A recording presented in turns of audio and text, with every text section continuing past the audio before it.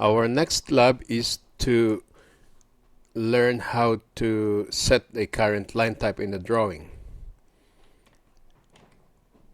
So I have created here one more method called set current line type.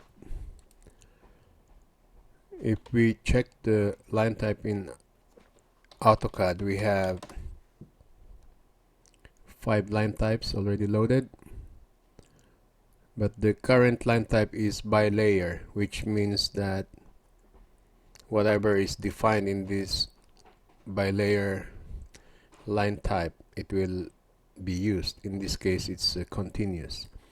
I would like us to set the line type, the current line type, to be -2. So in our code, I have just created one variable here, string variable called -2. This is the line type. And then using the same code as the previous videos, we just checked if in the layer tab our line type name exists. So now all we have to do here is to set the line type current. So to do that, in the DB, in the database object, there is this CAL type, means set to current line type. So LT tab, we have to specify the L type name, and that's it. This single code will set the whatever line type we specified here as the current line type. Let us save our project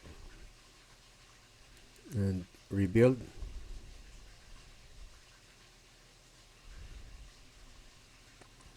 Okay, now let's load our plugin.